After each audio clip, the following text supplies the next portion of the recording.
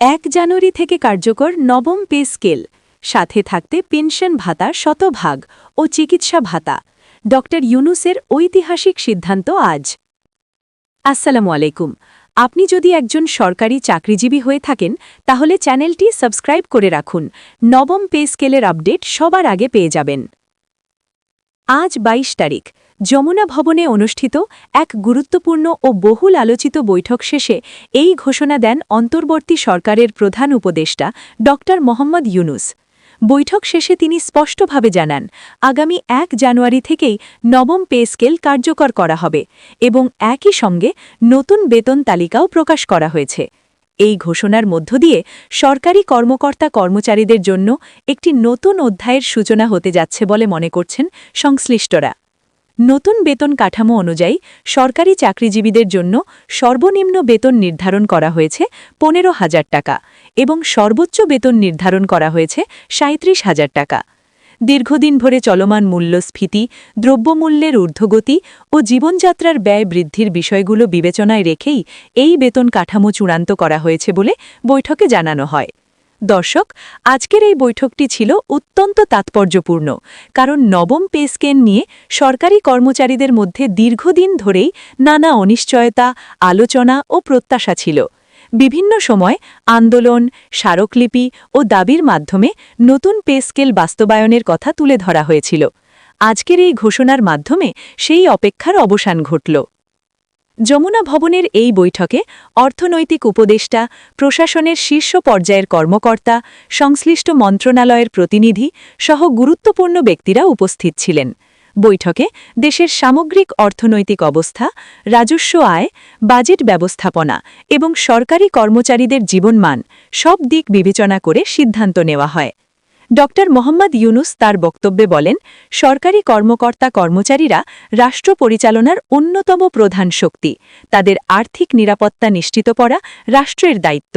তিনি আরও বলেন, নতুন পে স্কেল কার্যকর হলে কর্মচারীদের কাজের প্রতি আগ্রহ বাড়বে, প্রশাসনিক কাজে গতি আসবে এবং রাষ্ট্রীয় সেবার মান আরও উন্নত হবে। তিনি আশ্বস্ত করে বলেন, এই সিদ্ধান্ত কোনো সাময়িক বা প্রতীকী পদক্ষেপ নয়, বরং এটি একটি বাস্তবভিত্তিক ও দীর্ঘমেয়াদী সিদ্ধান্ত, যা জানুয়ারি মাস থেকেই পূর্ণাঙ্গভাবে বাস্তবায়ন করা হবে। দর্শক, নবম পে স্কেলের সবচেয়ে গুরুত্বপূর্ণ দিকগুলোর একটি হল ভাতা ব্যবস্থায় ইতিবাচক পরিবর্তন।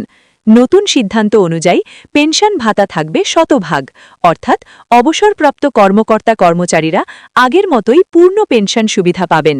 এটি পেনশনভোগীদের জন্য একটি বড় স্বস্তির খবর। এছাড়াও বহাল থাকছে চিকিৎসা ভাতা। কর্মরত কর্মকর্তা কর্মচারীদের পাশাপাশি অবসরপ্রাপ্তরাও এই চিকিৎসা ভাতার সুবিধা পাবেন বলে জানানো হয়েছে। বর্তমান সময়ে চিকিৎসা ব্যয় যেভাবে বাড়ছে, সেখানে এই সিদ্ধান্ত অত্যন্ত গুরুত্বপূর্ণ বলে মনে করছেন সংশ্লিষ্টরা।